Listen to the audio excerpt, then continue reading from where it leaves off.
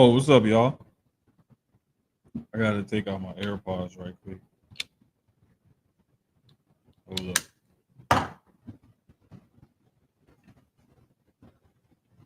Fix the mic because this motherfucker somehow always gets messed up.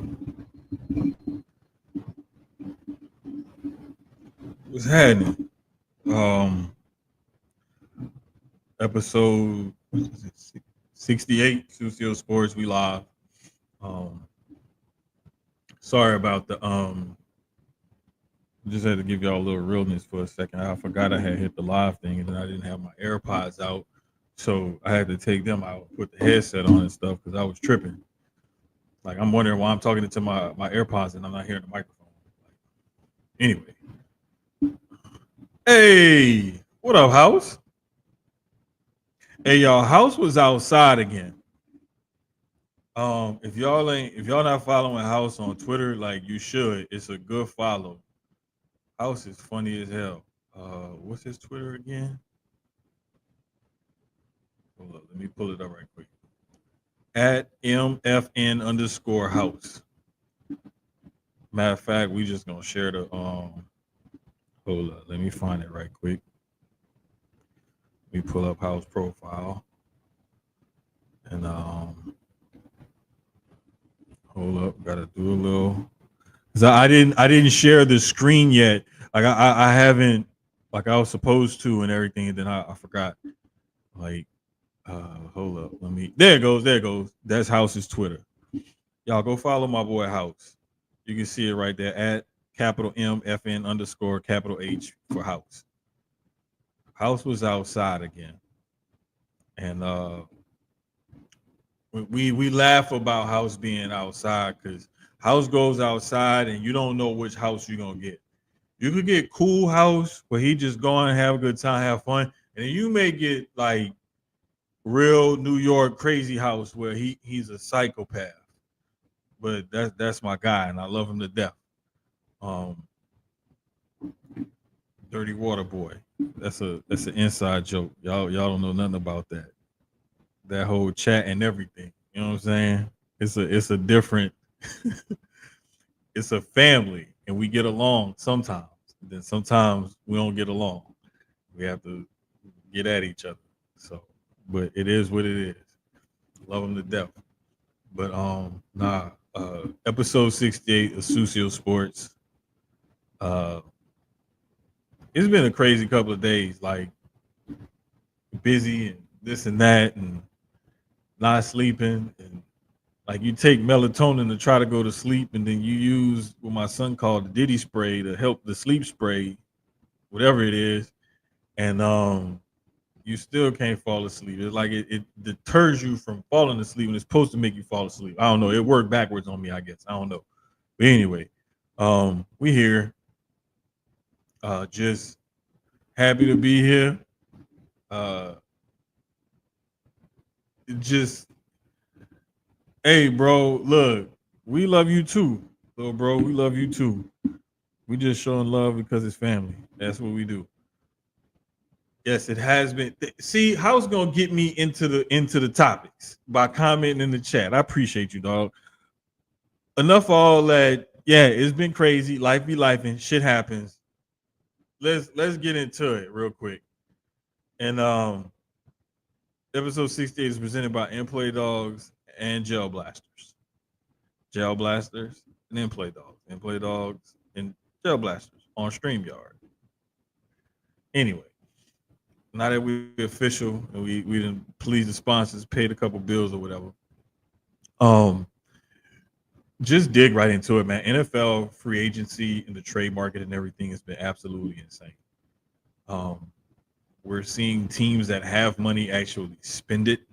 We're also seeing people who, I think people were planning on guys like a Myles Garrett, for example, kick it off right here. People thought that Myles Garrett was actually going to get traded from Cleveland. And I kind of held on to that thought that it's a possibility because he said he wanted to get out of there. But at the same time, I was telling the guys in one of the dirty water chats, I was like, hey, look, be careful because he might stay. Don't be surprised. There's a small chance. The thing was, I believe he has 1 or 2 years left on his current deal, right? I think the AAV on that though that deal was like 28 ish. It was like high 20s, whatever it was, high 20s. It wasn't quite top of the market. Well, then we see the market get reset a couple of times with guys getting, 30, 32, 33, AAV. Then we see Max Crosby get 35 and a half. And it's like, hey, look, this guy's good. But when you look at the production of those two players and you just keep it a buck and you look at the teams that they're on and the production that both guys have had, you think, okay, well, if Max Crosby can command this from the Raiders, why can't Myles Garrett get something similar from the Cleveland Browns? And it's that whole next man up mentality when it comes to especially to the NFL and contracts and whatnot. And what you tend to get is whoever is next up, whoever gets that next contract or what have you, those guys will, of course, like, hey, I want the next big deal or whatever. And that's exactly what happened with these two guys, is that we got, Crosby got 35 and a half, and I believe he ended up getting what is it? Hold on, like 1 second, let me pull it up real quick because I had it up and I was looking at something else. But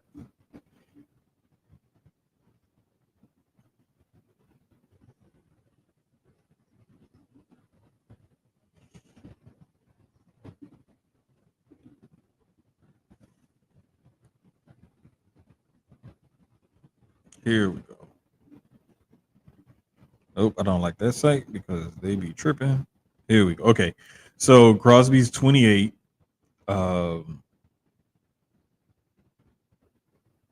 Contract is, I believe it's 3 years. 106.5 million. That's 35.5 million. The fully guaranteed money is 62 and a half. I believe the reporting guarantee was somewhere like 90 or so. But you have to look at the money that's fully guaranteed. Like when he signs that contract, that's what he's going to get no matter what happens. That's the fully guaranteed money. That's not always the same as the reported guaranteed money that's in the overall contract itself. So a lot of the times you got to be really careful with how you read that kind of stuff. Shout out to the homie Stanford Route, former NFL player. Helped me kind of like look through contracts with a fine tooth comb. Not just him, but I have some family that's in the business and agents and things like that. And just watching what they do with their players and how they operate and different things like that. Shout out to Alliance Sports Management fam over there, like really family.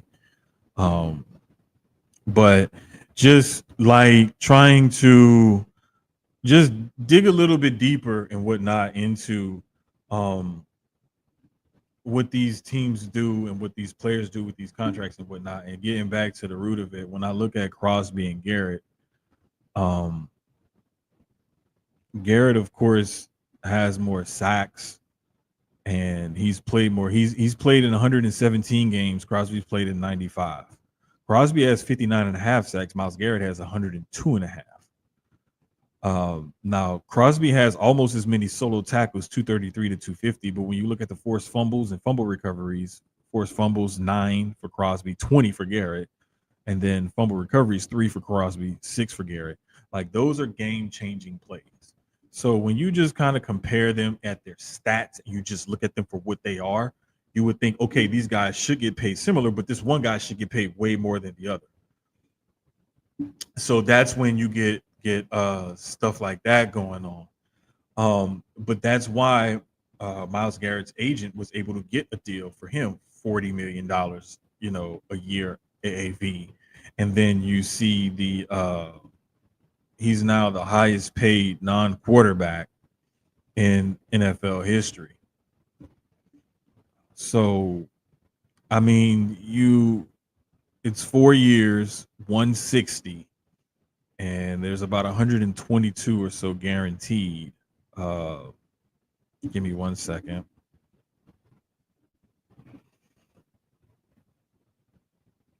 And I believe well, no, they don't have the updated stats here, but yeah, it's about 160 and about 120 or so, 122 of that is guaranteed. Now, I'm not sure the actual factual, like the fully guaranteed money. Let me see if I can peep that out for y'all. But yeah, anyway, I'll nerd out over this and keep rambling. But anyway, like it's just been crazy because everybody thought that he was going to get traded. People are making preparations and thinking about where he would fit on their defensive line and who he would play next to, so on and so forth. And everybody's like, all excited and everything. And I kept saying, hey, be careful because you don't know what could actually happen. This could be a ploy for him to try to get more money. The thing that read the tea leaf for me was when he said he put out a statement about how he felt like some of his teammates weren't dedicated, right? And that sort of sounding like, okay, he's gonna want to, get moved out of there if he's, talking about his teammates and whatnot. However, when he said, what was it that he said? He said something about his other outside interests, writing anime, traveling, this, that, and the third, right? When he said that and sitting out, missing games and missing checks and all that, I was like, nah, be careful. This could be a ploy to get more money. Because when a person starts talking about sitting out, missing game checks, and their other interests, that's typically like, I don't have to put my body on the line for this because I have things outside of football that I love. That's saying I need more money in order to keep me here and keep me focused.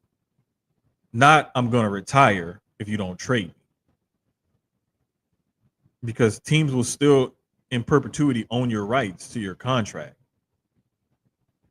So it's like if you decide to come back and get reinstated, they still have your rights.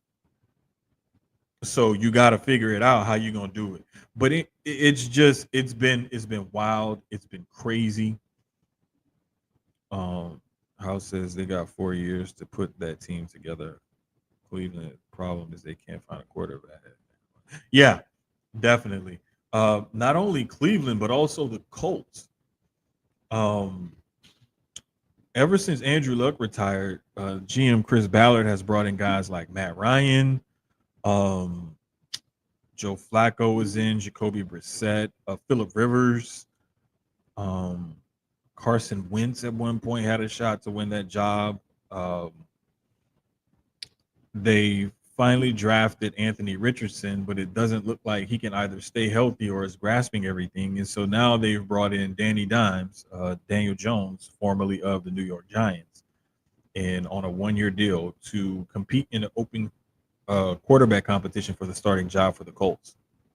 So you look at teams like Cleveland and you look at teams like the Colts, and it's like you got all of this stuff and you have all these other pieces, but you're missing the main piece and you still can't find a solution to it. And at this point, it seems like both teams are just throwing shit at the wall and finding out what's going to stick. And it's just not really working out for them and everything.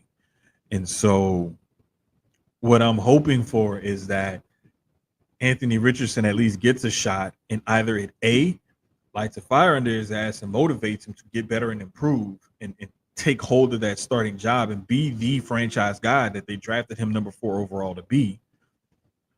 Or B, if it don't work out for him, maybe he gets traded somewhere else, spends a little bit more time in the league, and then boom, like that can help him.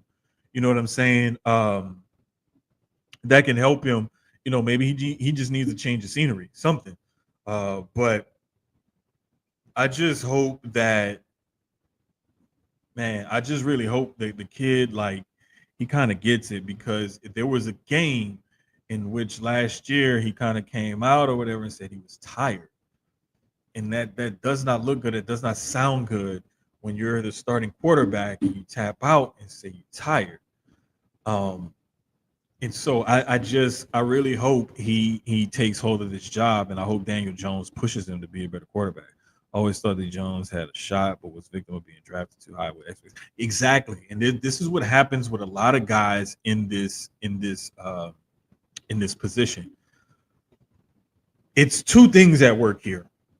When you see a guy like Anthony Richardson, Caleb Williams, um, you see guys like C.J. Stroud and Bryce Young, uh, Jaden Daniels, and Caleb Williams actually. I believe in that quarterback draft with Anthony Richardson. Who was it in that draft?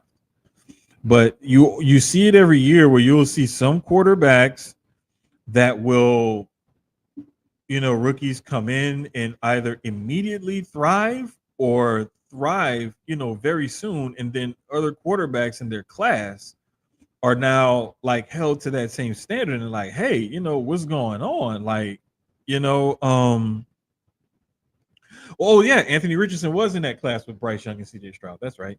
There was another quarterback in that class that has done fairly decent.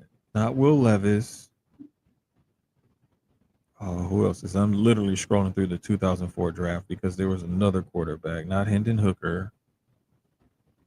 Boom, boom. Who was the other quarterback in the 2004 class? Not well, Jake Hayner. He's more famous for posing with duck lips and stuff. Aiden O'Connell had a couple of chances to start for the Raiders or whatever and didn't really do anything. Dorian Thompson Robinson just got traded from the Browns to somebody. I can't remember. So it wasn't really him. He's done okay. Sean Clifford, I don't even think is in the league anymore. Jaron Hall, I don't think is in the league anymore.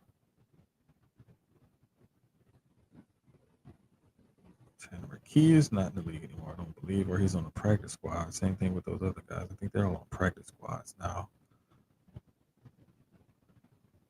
Man, who was this other quarterback? Not Max Duggan.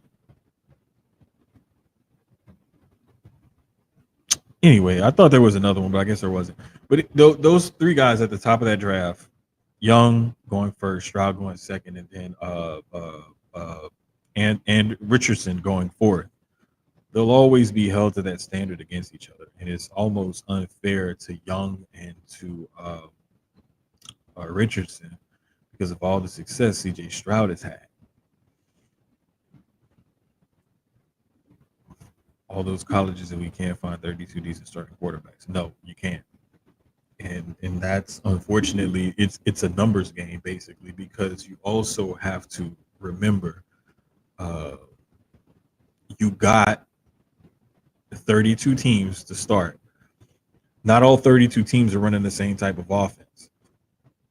And that transition from the NFL from college, one thing that guys always talk about is the speed of the game itself.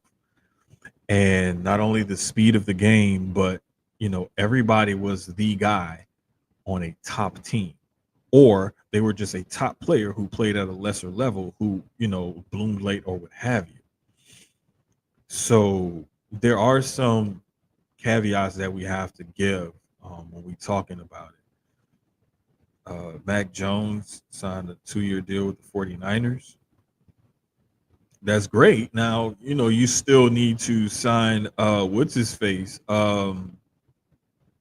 Purdy to an extension. You got his backup secured for the next couple years at least, but that man want to get paid. And with the way quarterback salaries are continuing to escalate, they would have been smart to try to offer this extension last offseason, but I'm not sure where they were with him as being the starter and everything. And I think now that it's coming to the point where, like, yeah, this is probably going to be our guy. I believe in the old school system, sit him for a year or two, like Steve McNair did with the Oilers.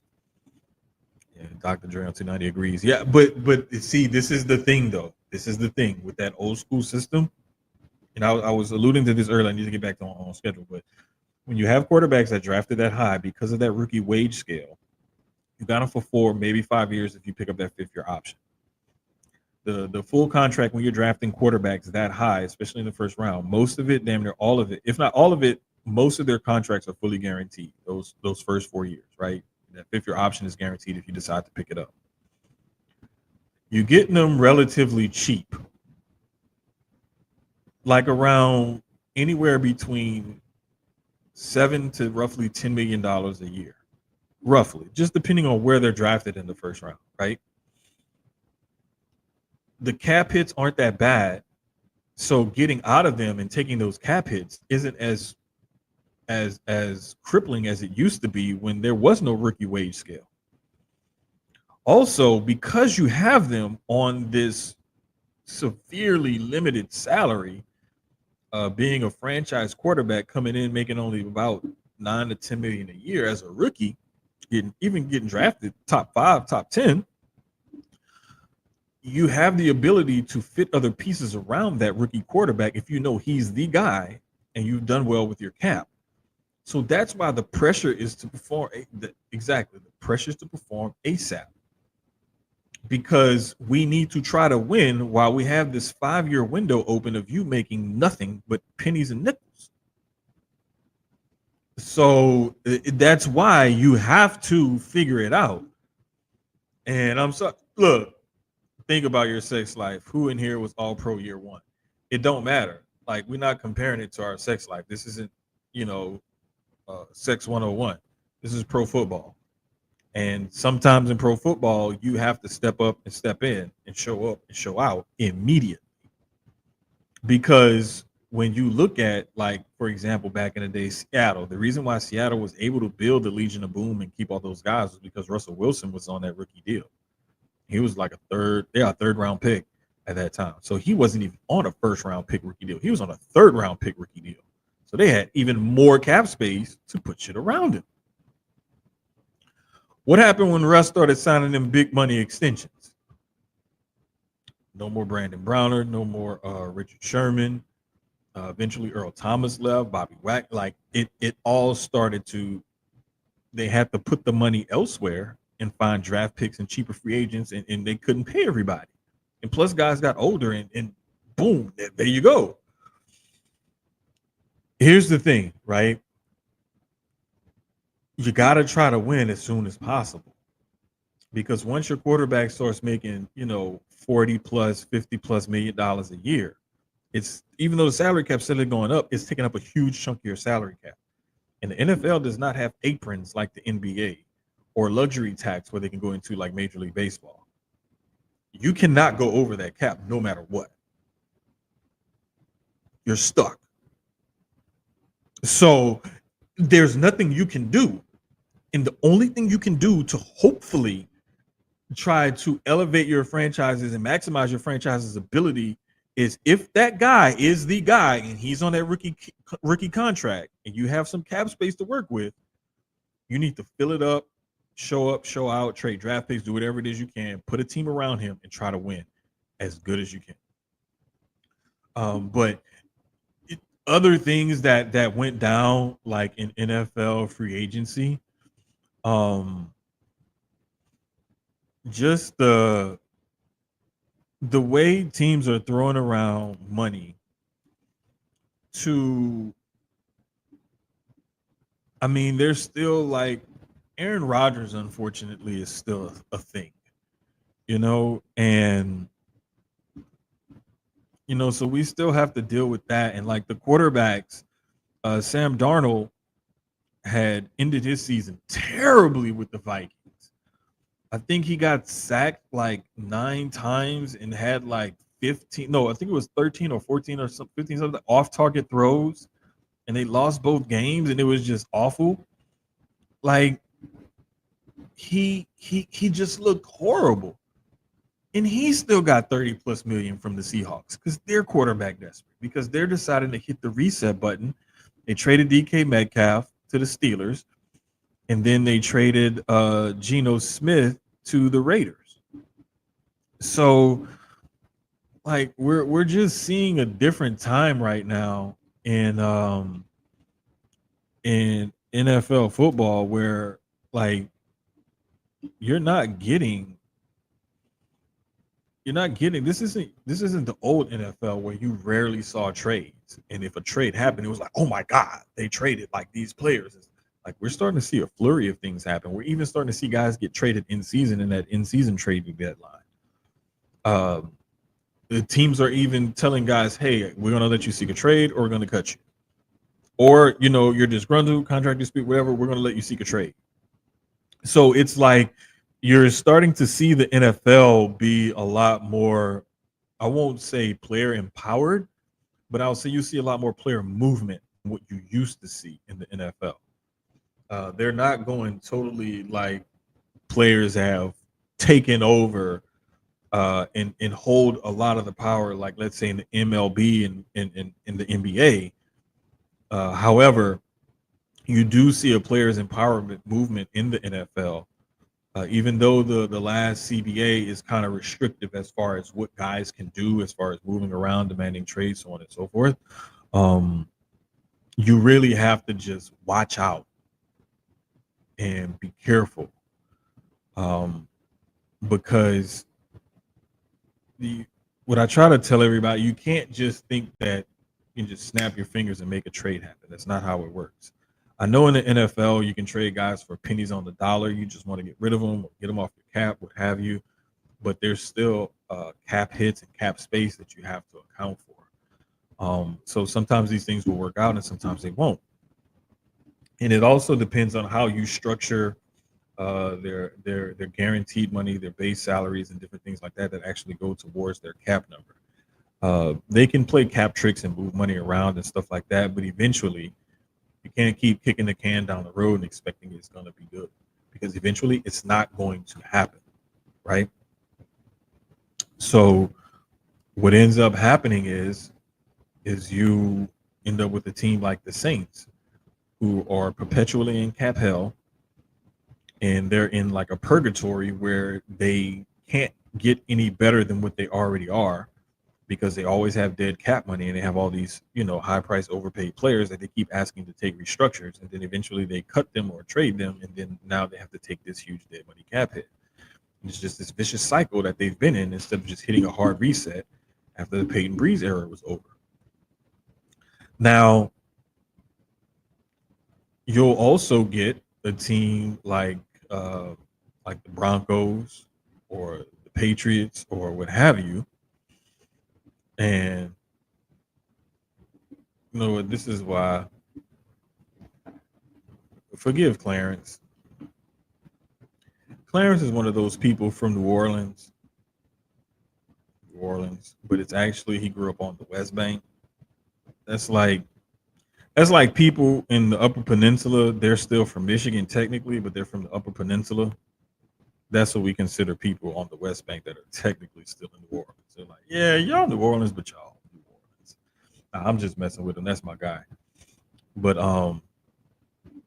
he just mad because he can't grow a beard like me. His beard be patchy and it don't always connect like mine.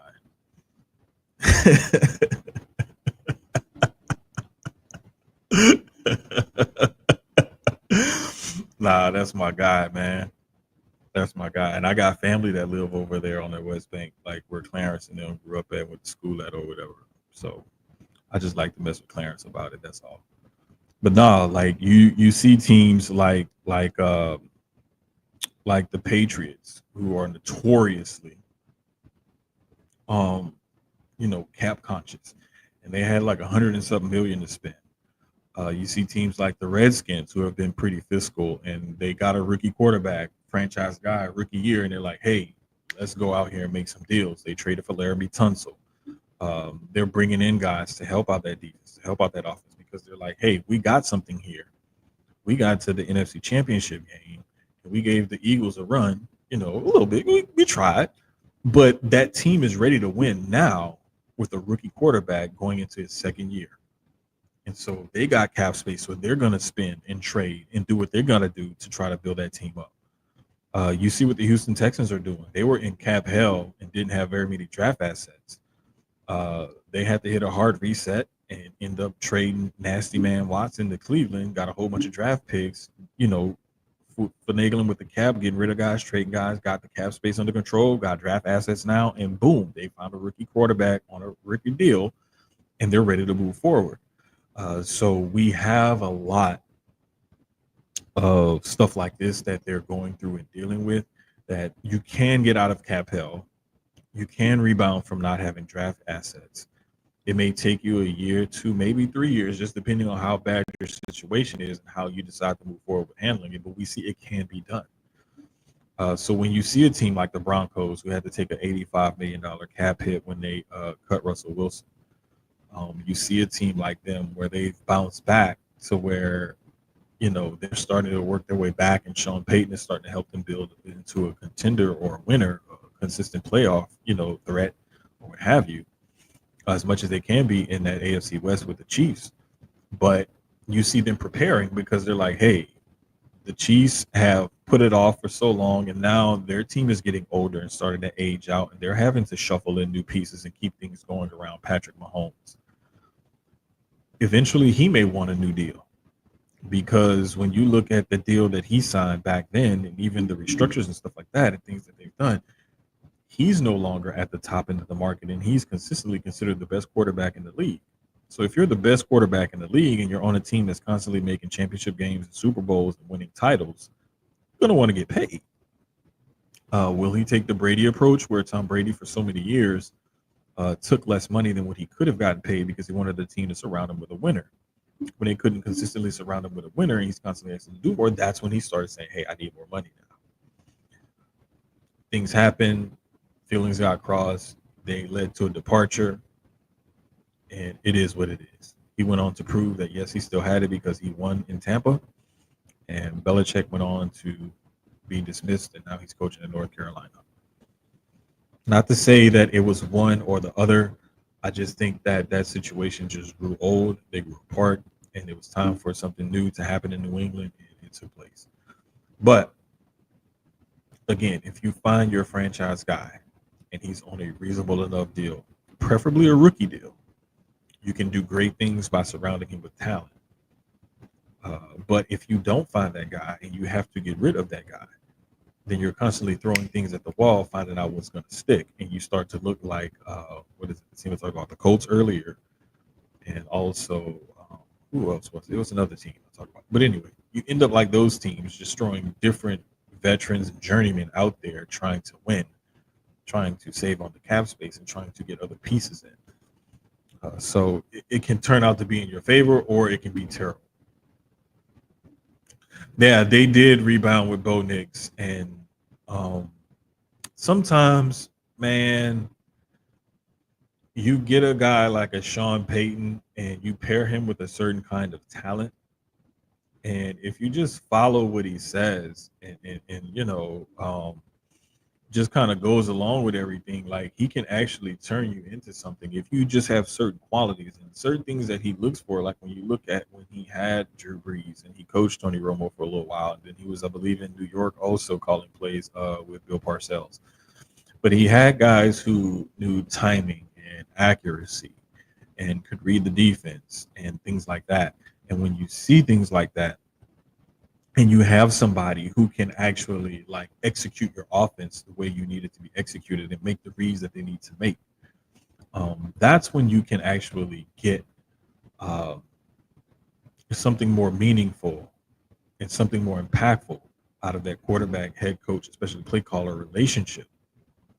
And I think that Sean Payton has found something with Bo Nix.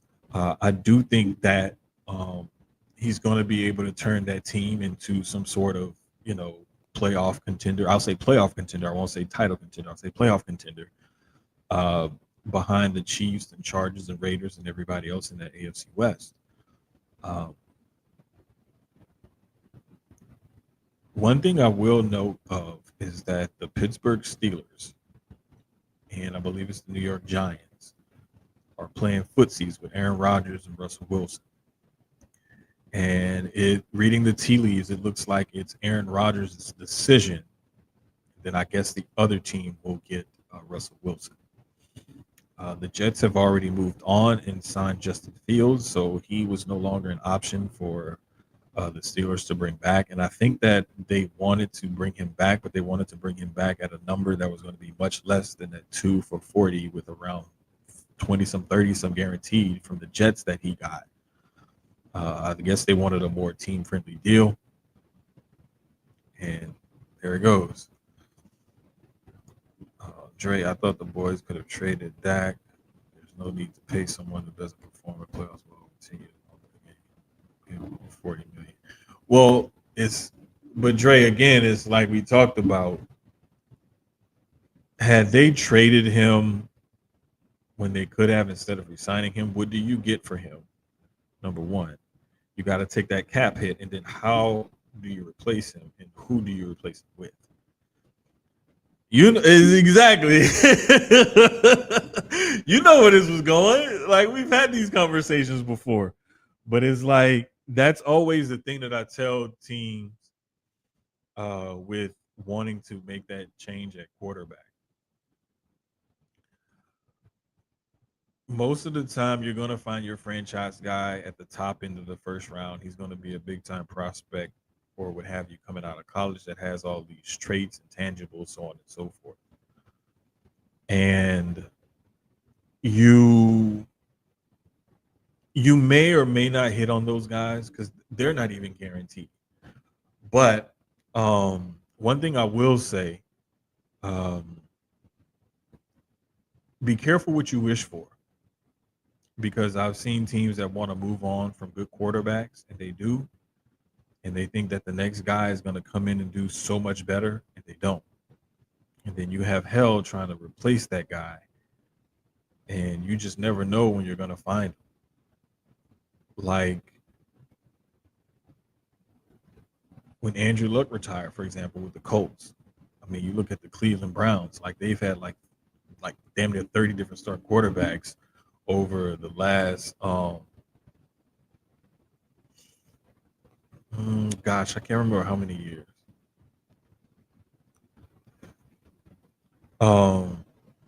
But you have to be careful because you don't know what's gonna go on with these different quarterbacks and stuff that you got. So sometimes you have to suck it up and just live with what you have. Dance with that girl that you brought to the prom instead of trying to, go with one girl to the prom and then look for another one. Get a draft haul, start over like the Broncos. It's depending on when you trade them and what you trade them for at that time. Still like the Rockies used to be. Never had enough to draft. Exactly. And there's always going to be teams like that are just good enough, but they're never bad enough to draft high enough, to draft one of those quarterbacks.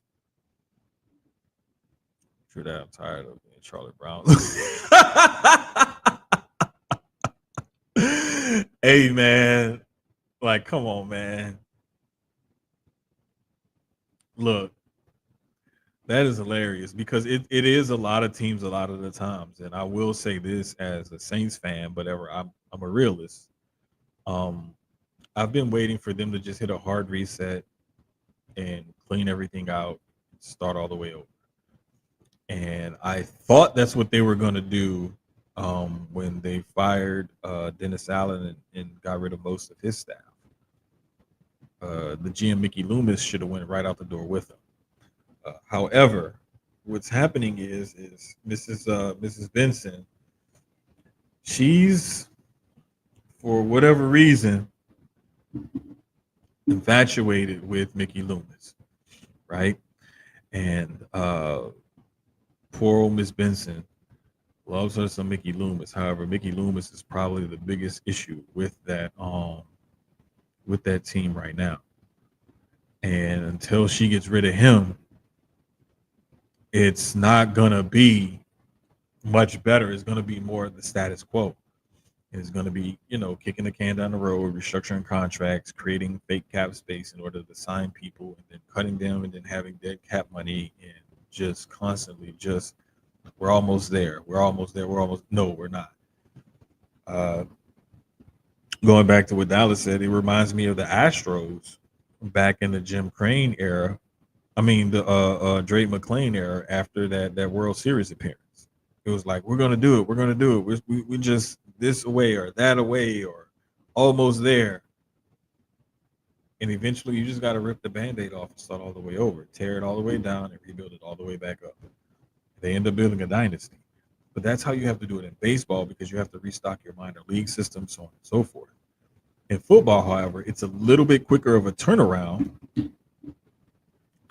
And that's why it's so easy and so simple. You can take, a step back for a year, maybe 2 years, if you play your cards right, your cap right, and draft right, and boom, you right back in the mix of things.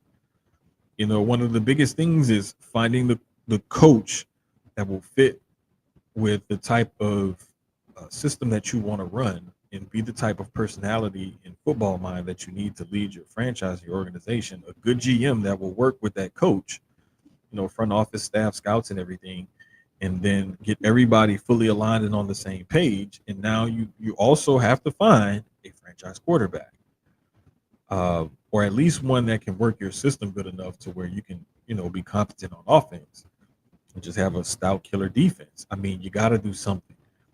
But when teams continue to just fail, and a lot of times they don't even fail forward, a lot of the times they end up just being very mediocre, big bags of mid. Biggie giving her that lip. Hey, bro, chill out, Clarence. Chill out. Ms. Benson probably.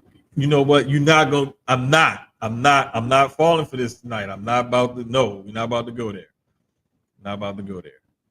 Cause see, you about to turn Susio Sports and the Susio Boys and have me talking wild and crazy. Like, no, I've had enough wild and crazy talk for the day. I don't need no more wild and crazy talk.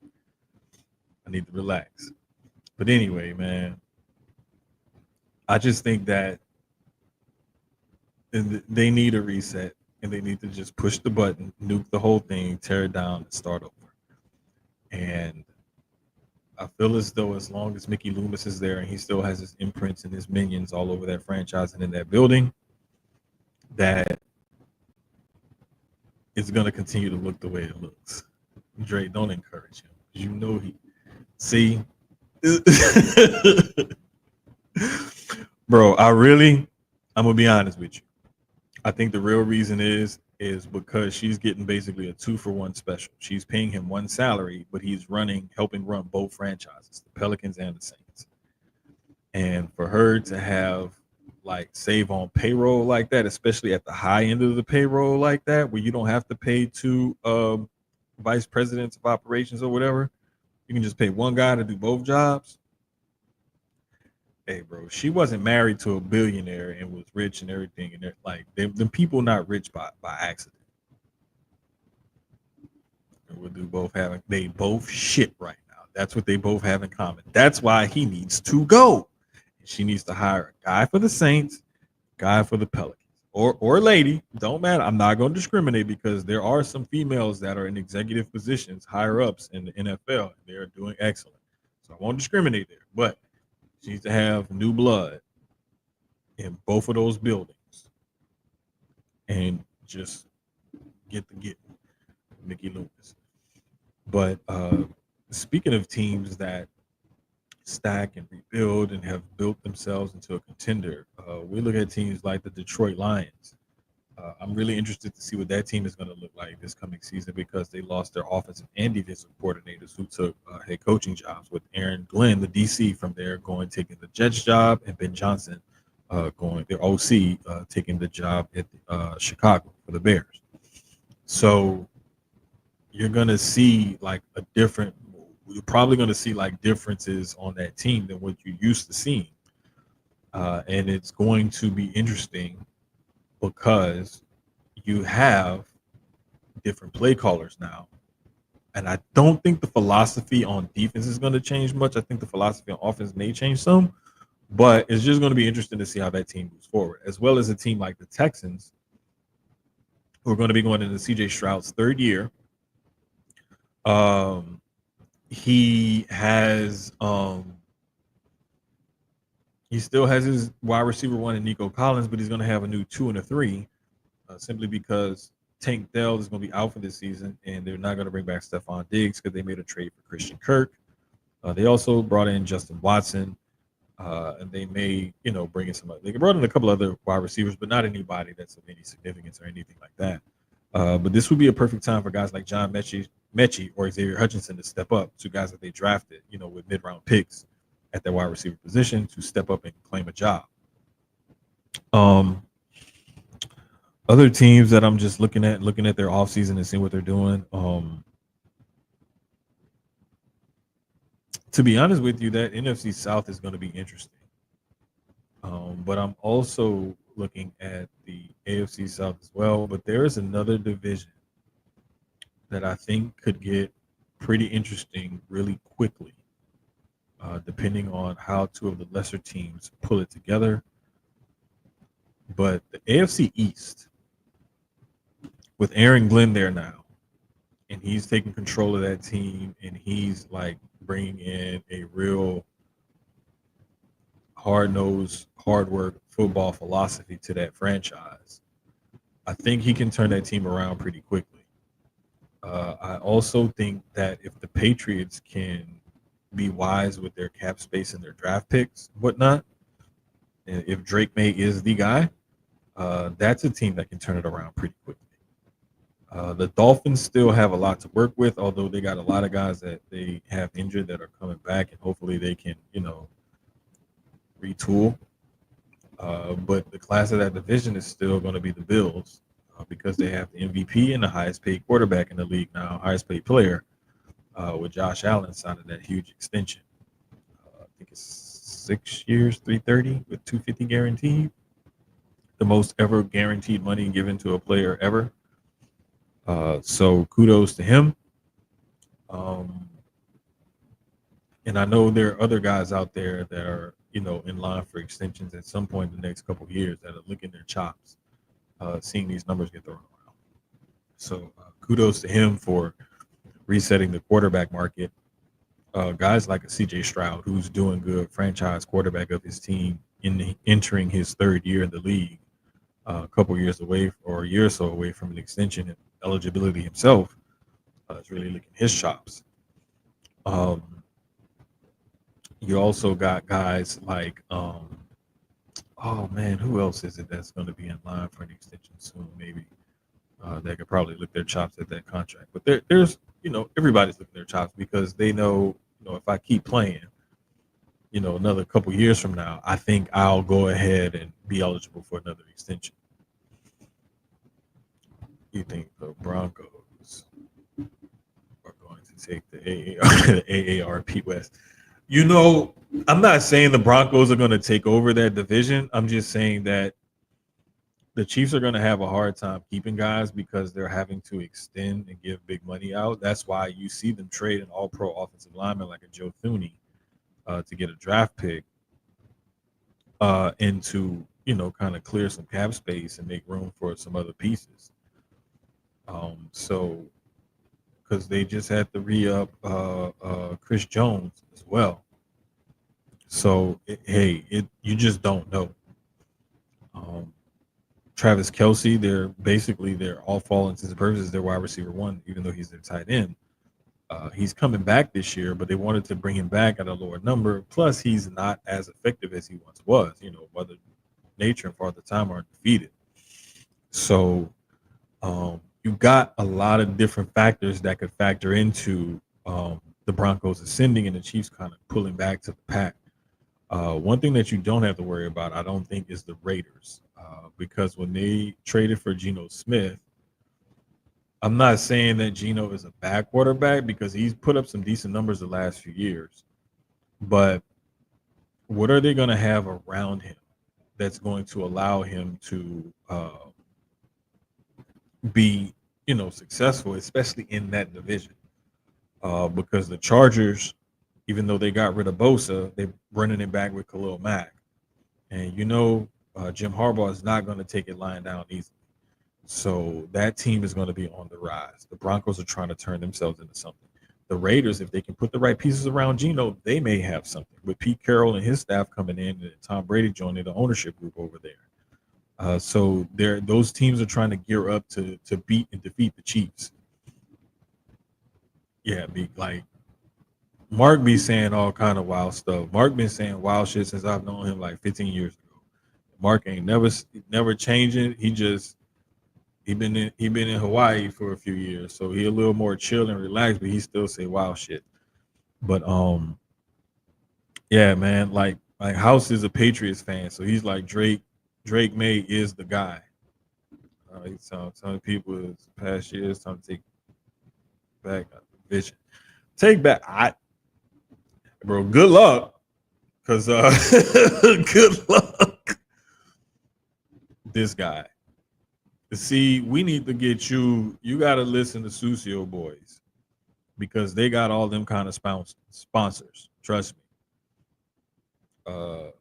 So yeah, bro, you need to bring your ass to Vegas. Leave Hawaii and come to Vegas for Mania. That's what you need to do. But yeah, May is the truth.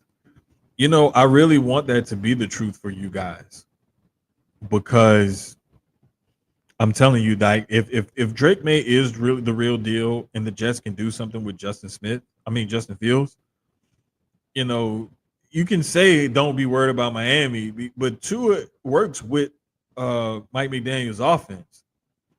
That division is going to be interesting to watch this coming year because if the Jets can get anything out of Fields and May is really that guy in New England, that division is right back to being more competitive like some of the other divisions have been. And it won't just be one team running that division like the Patriots did for so many years and like the Bills are poised to do.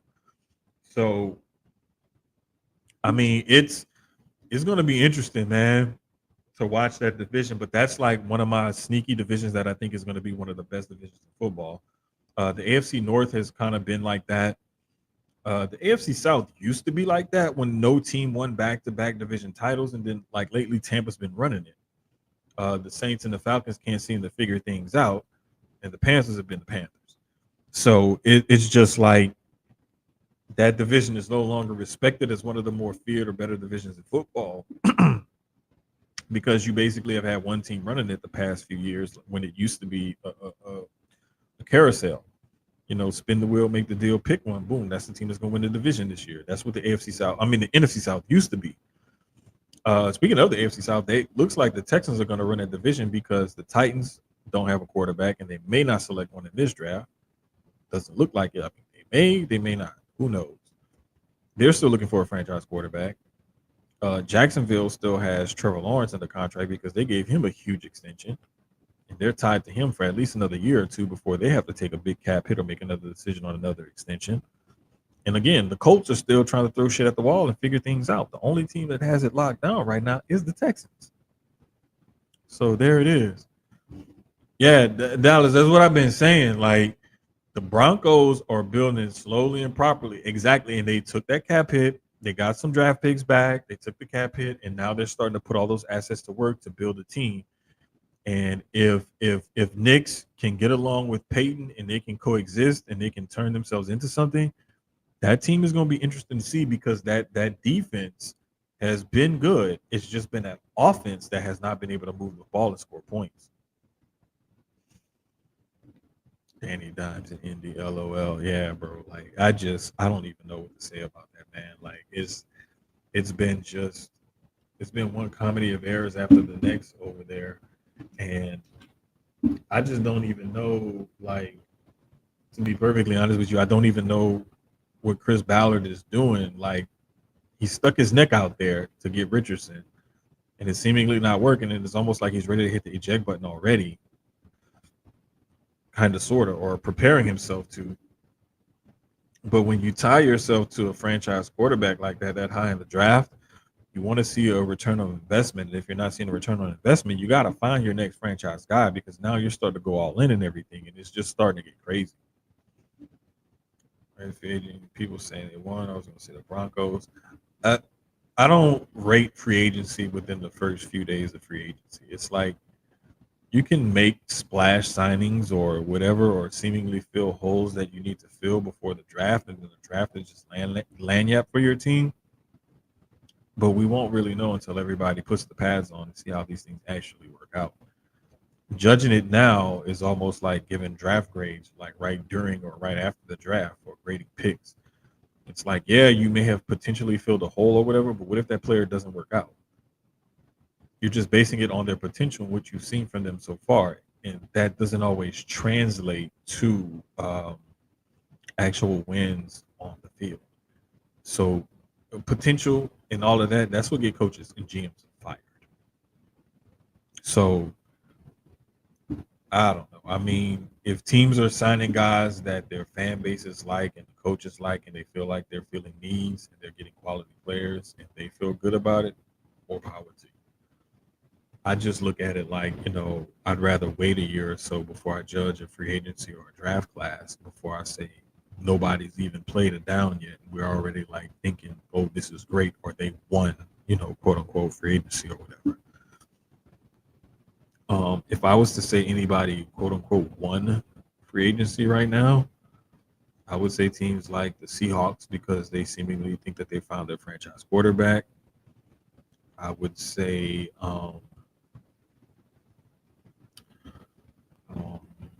maybe the Jets, because they got rid of Aaron Rodgers and Devontae Adams, and they brought in Justin Fields as a cheaper quarterback option. So that way, when they take that big cap hit, that dead money hit for Rodgers, it won't hurt them as bad. Texans actually made a good trade where they traded Kenyon Green, a former first-round pick who was probably going to get cut, for C.J. Gardner-Johnson to the Eagles. They did need depth at safety / nickel corner. And they got a guy who can play safety / nickel corner. I personally think better than Jalen Petrie can, or has shown that he can. However, C.J. Gardner-Johnson is also a head case. So there's that. Who else has done very well in free agency that I will highlight or compliment? I don't know, man. It's been a lot, like a flurry of activity going on and whatnot, but the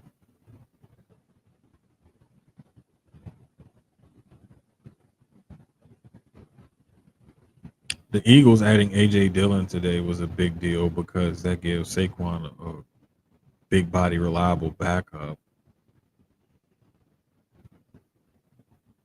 DeMarcus Lawrence is going to Seattle, so you got to watch out for Seattle over there.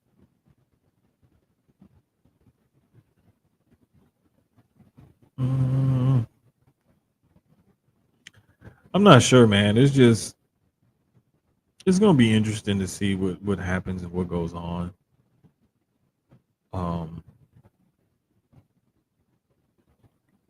So I'm just curious about how it's going to work out for these teams and these players with the trades and free agency signings and whatnot. Sometimes there's just things that you can't really fully flesh out until you know more. And I'm not the type that's just going to run on an assumption or something like that. I try not to, but sometimes it does happen. So, but one of the things I will say that I have been enjoying is the way the NBA has been going lately. I've been pleased with, we're getting good games, we're getting competitive games. We have a heavy debate for MVP again this year, whether it's Jokic because he's putting up historic numbers, or most people think it's Shai Gilgeous-Alexander of the Oklahoma City Thunder. It's his turn, or it's his time now. I mean, yeah, sure, that's great that he's been averaging 30 a game for, I think it's 2 seasons in a row now.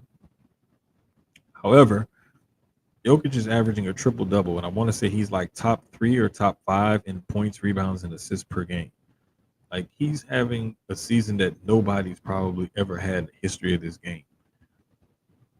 And his team is decent. They're not like a top the West, number 1 seed or anything like they're used to. But they're still in the playoff picture. I mean, they're number 2. They're only a game up on the Lakers for that 2 spot. But we're talking about the team that's number 2 in the West. And OKC is just running away with the West. Excuse me. They got an 11.5 game lead right now over Denver, 12.5 over Memphis and the Lakers, 13.5 over the Rockets. So 2 through 5 in the West is separated by 2 games, whereas 1 and 2 is separated by 11.5. So you see where the separation lines are, and in 5 and 6 between Houston and Golden State, there's 3 games. But then you look between between 7 and 10 teams in the play-in, there's like 4.5 games. So there's the West is pretty tiered, I'll say. But then also you look at the East, and the Celtics, they have a healthy lead. It's not double digits, but it's 8.5. I'm sorry, the Cavs have an 8.5 game lead over the Celtics for the lead in the East. And like I said a couple of weeks ago, those 2 teams are pretty destined to find each other in the finals the way they're going. Can they keep it up during the playoffs and maintain? It'll be interesting to see. But the biggest thing that I've heard over this past week is just this. I'm not even going to address that Stephen A. LeBron stuff. Like that to me is on the one hand, you have a guy who's being a father, which I get. He's being defensive of his kid, especially in the context in which Stephen A. supposedly said something or whatever. And then you have Stephen A., who's typical, media guy. When they get called out on something, they either going to stand on it and be more bombastic, or they're going to backpedal. He shouldn't have reacted in the moment negatively, because that would have looked bad on him. And he just got that 5-year, $100 million deal from Mickey Mouse. LeBron kind of looked crazy because he's confronting this guy, and it's during the game, not after the game. And what he confronted him about, some people don't agree with either. My thing is as a father who will go to the ends of the earth for my own kids and people that I consider family, you're going to get angry. You're going to get defensive. Whether it's people coming after them or even them themselves when they screw up. So that protector, that Papa Bear mentality, like that's a real thing with some people. If you've ever seen animals, the way animals protect their young, that's how some people can actually be behind family and people they consider family. Even to their own family member, right? But it's just like, it's just comical to me. Like Mark said, it's comical because it shouldn't have happened, especially in a public space like that. But however, if Stephen A. made comments or whatever publicly, he can't be mad if LeBron confronts him publicly. Again, it goes back to that man as a father. So that mentality is going to take over. How it comes out, you cannot get upset for however that comes out because you pissed that person off. Or you said something they felt was whatever. If a person feels a certain level of disrespect, and I do caveat that with a certain level of disrespect, you can't control how that other person reacts. You can't tell them you're wrong, you're this, you're that. You cannot control that. That person has to react the way they feel like they're going to react to it. Now, whether they had the right to do so or whatever, that's neither here nor there. If that person, or it's widely respected that that person did have a right to feel the way they felt and do whatever, then hey, it is what it is. However, one thing I will say is that I hope, as 2 black men, especially so prominent in their fields, I do hope that they settle this, squash it, talk about it, or whatever, because it's better to have them on the same page and together as opposed to have them at odds with each other.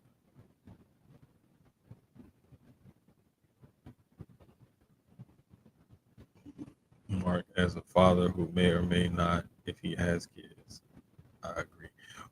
And then look, this is coming from somebody that don't even have a kid, and he see where it went. You know what I'm saying? Like, but that's what I'm saying. Like, when you get into that mode of protection, And I'll be honest, I even do this with my own kids. Like sometimes I'll get so mad at them because they're doing something or messing up something. Like I'll get really angry and upset, and I have to watch the way I react and talk to them because I'm so protective that it'll make me angry that they're fucking up. And like that's just me. That's just who I am as a person. I'm not saying that it's right. That's something I gotta work on. But it's like you be so protective of people, you will get pissed off at them. And like you just gotta watch how interact, react, and be around people and stuff like that. So, but anyway, I just been really happy with the NBA, and like Keys and I have said, we're trying to pay more attention to men's basketball, NBA and college, simply because we felt like the women the last few years have been balling, and they have, and they're still entertaining us. However, men are starting to step up. Even in college basketball this past weekend, kids and I were hanging out watching a bunch of games. They had that Bama beat Auburn on a buzzer beater. So number one went down again this year. Um, you had Juju showing her naked ass in the Big Ten tournament, but then UCLA ended up beating him in the final in their rematch again. I think that's the third time that they've played this year. So you've had some really good games, man. I mean, really good games. But I mean, hey, it just is what it is. Like the women are still entertaining us, and what's really going to be entertaining is how this tournament comes down because I think it's going to be between UCLA, USC, Texas. Don't sleep on TCU with Haley Van Lith down there. Also, don't sleep on LSU if Anissa Morrow can come back healthy. Because they could have beaten Texas in the SEC tournament, but they had the injuries, and Texas was already on the roll. And when Morrow got hurt, that just totally killed any chance they had to me as for a comeback. They tried it; it just didn't work out for them. And South Carolina is always going to be in the mix. They actually had to win a coin flip over Texas to see who was going to be the number one seed in the SEC tournament. South Carolina won the coin flip; they were one. Texas was two. Ended up meeting in the championship game, and South Carolina beat them. I won't say easily, but it wasn't like too competitive. I'll put it like that. But nah, man, just this article on ESPN's talking about the 6 women's basketball teams that could win the NCAA title. Let's see what they have. They have South Carolina, UCLA. I think those 2 teams. UConn. Oh yeah, UConn, of course. Yeah. USC, yeah. And Notre Dame, that's right, with handheld dog on Olivia Miles. That's right. Texas, yes. Okay, yeah, I agree with this list. So Texas, Notre Dame, USC, UConn, UCLA, and South Carolina are the 6 teams that they think can win the title. I agree with that. There's roughly about 9 men's teams that I believe can win it. I gave that stat a couple weeks ago in episode 67. If you're top 20 to 30 in offense and defensive rating on the KenPom ratings, then that's typically where your NCAA champion comes from. What else did I have that I wanted to get to and touch on? Man, we talked wrestling yesterday on the Gresh Unleashed podcast.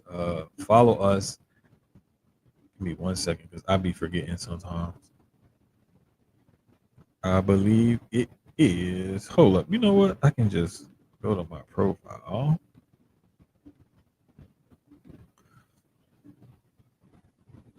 How do I get the profile? Damn. See, when I'm on the computer. Oh, there it goes. Yeah, it's at Gresh Unleashed. That's the podcast, at Gresh Unleashed. Follow us there every Tuesday around 6:15 Central, 7:15 or so Eastern. We get pop and go live, and we talk a lot of wrestling. Gresh is also on the Public Enemies podcast, and shout out to those guys. They recently went over 100,000 followers. on Twitter. So shout out to them. Um, but yeah, we that's where we talk wrestling. You can also check out some of the other cool wrestling pods. Black Wrestling is one of my personal favorites because that's family.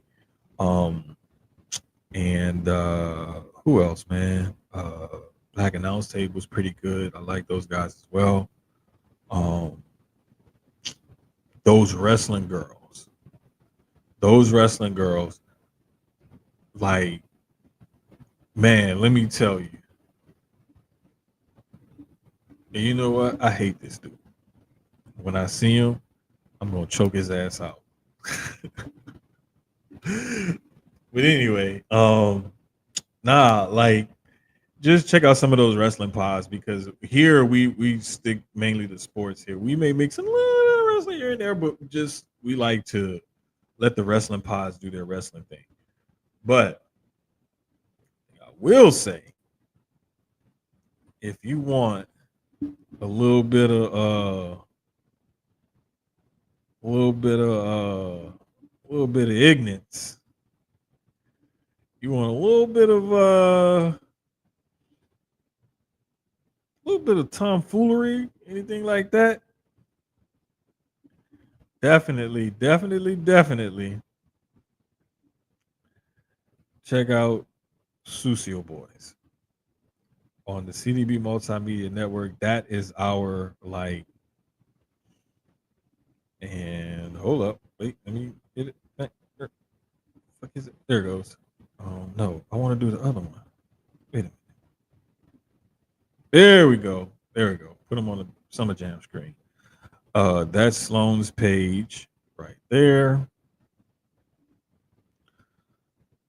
Boom, boom, boom, boom, boom. And if you hit the link tree,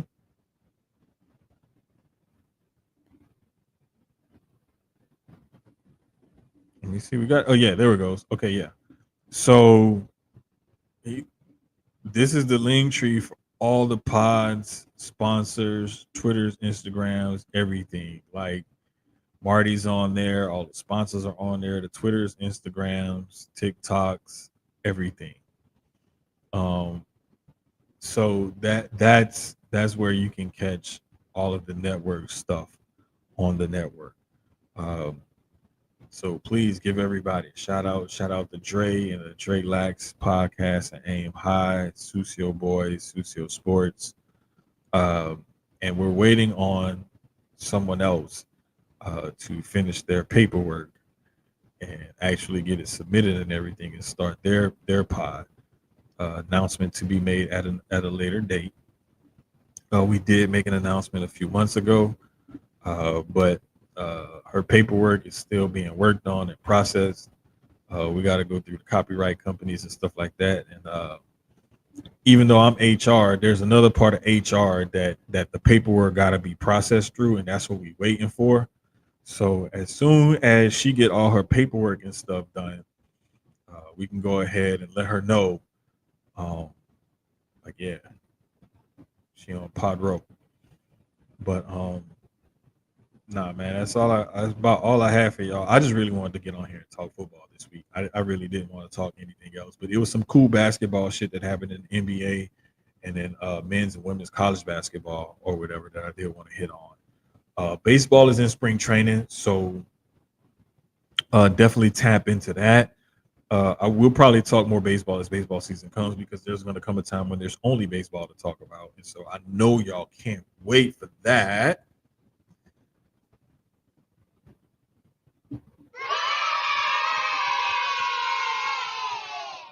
But not really though.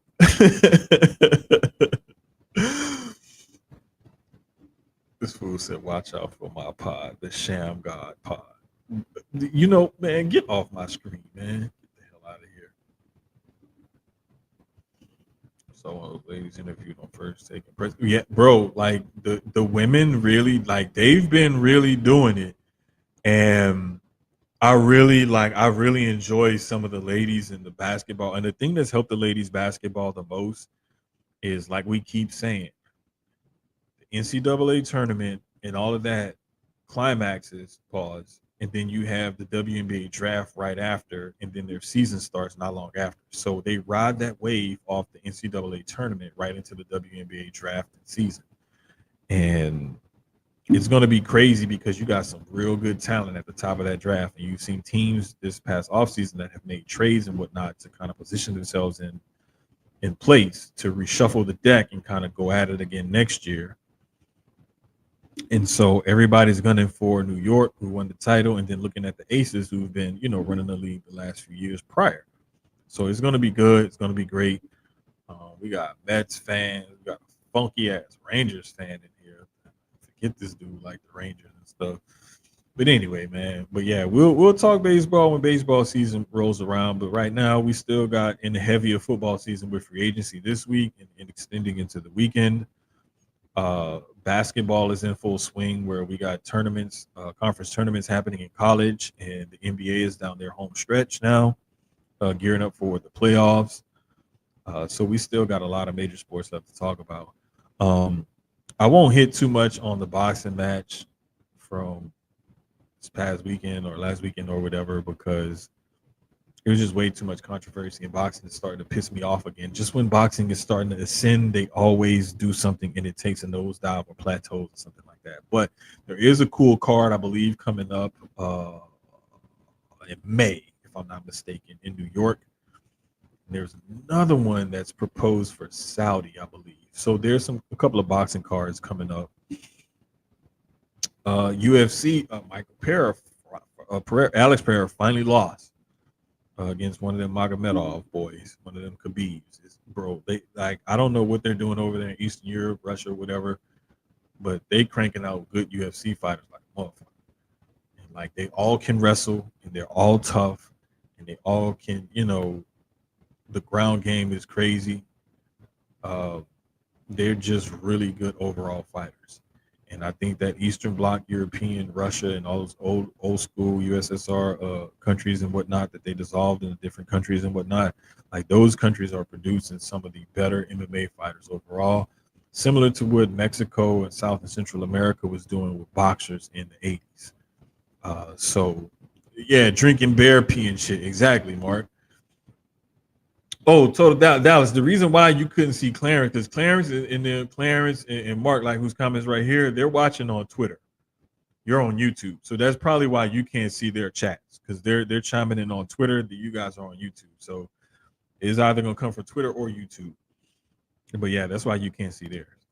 But nah, man. But it's gonna be some good stuff coming up. Hopefully, I can't remember what UFC has coming up.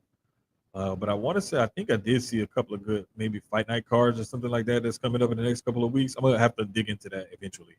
But yeah, man. And back to the Black Pots. I knew it was one that I was definitely forgetting. I think I did mention Black Wrestling, but shout out to Brother Fam and the Black Wrestling crew, man. For I failed to mention that when I mentioned them. They just had a panel this past weekend at BlurredCon. So definitely check that out. I think it's some material that they got on their website. They may even have some stuff on the pod coming up tomorrow night.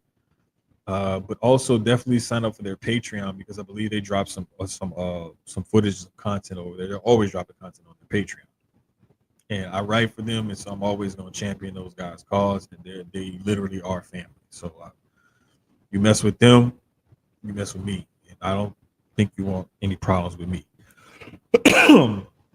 But anyway, man, I ain't even gonna rant today because I ain't got no rant in me, because I gotta go take care of something from ranting earlier.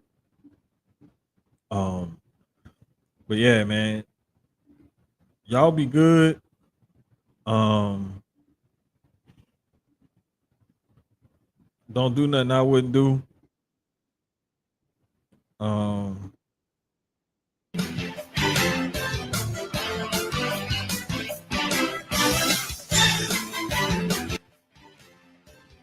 My bad. I didn't mean to have that loud in y'all ear though. My bad. I wasn't prepared this time for the volume. But for my brother Keyz, drinking Mike's hard pistol. You know what?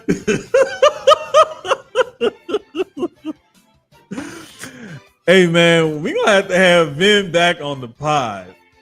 But I really need the Susio boys to record an episode and have Vin on. Vin on an episode of Susio Boys would be epic. I'll never forget. I did oh Jesus, what was it? It was hold up, I gotta pause this damn music because I can't think straight. You know, black people, we turn stuff down when we can't see or think straight. We gotta turn music down in order to be able to focus.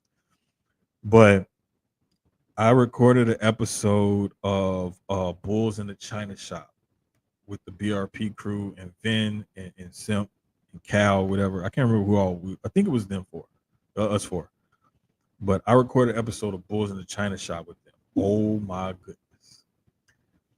Y'all sign up for the BRP Patreon because if nothing else, Bulls in the China Shop episodes are totally worth the 1 or the 10.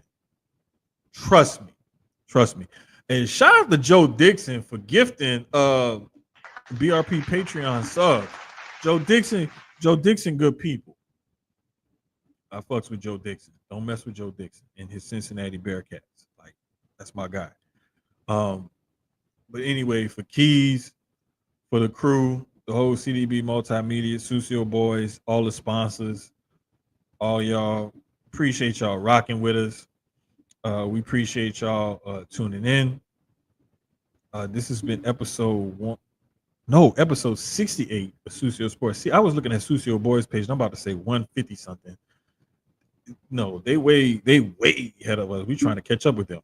But anyway, this has been episode 68 of Susio Sports, presented by Inplay Dogs and Gel Blasters.